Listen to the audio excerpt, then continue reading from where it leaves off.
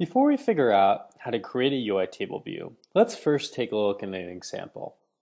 We're going to open up any Xcode project you'd like, and I have iPhone Retina 4-inch set up here. So I'm going to go ahead and run my project.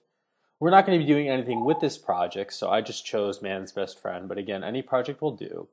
And press the stop button, and go ahead and open up your simulator, and now you'll see that we now have the iPhone menu that we're used to.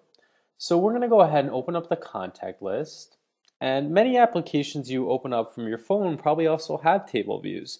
It's one of the most common view objects inside of applications other than buttons and labels that we've seen so far, except for games. Games by and large don't have too many table views except for maybe like a scoreboard or something, or maybe a menu option as well. So what is a table view and what is this thing that we're looking at? Well, a table view is a single column with any number of rows. So we see here that we actually have 6 rows. And it's certainly one of the most important classes you need to understand thoroughly because, as I mentioned, it's just used so commonly.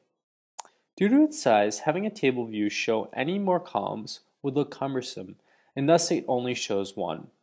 However, we do have another view object that we'll look in the future that does allow us to have multiple columns, and this is known as a collection view.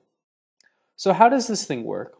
Well, there is an object that lies in the view camp called UITableView, which is responsible for showing all of our data. But how does the data get populated on our table view?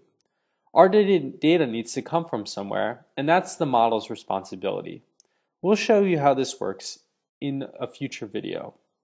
The view controller sits in between our models and takes its information and updates our table view. And thus the user at the end can see rows of data. In our next demo, we'll be building an application called Out of This World. If you were at a museum or planetarium, this application could be very useful. You'll be able to peruse a list of astronomical objects. Clicking on one will take you to a picture of that object where you can zoom in and out. And by clicking on a little disclosure button, which will be shown as a blue eye, will take you to another table view which will display facts, some boring and some fun, about the planet.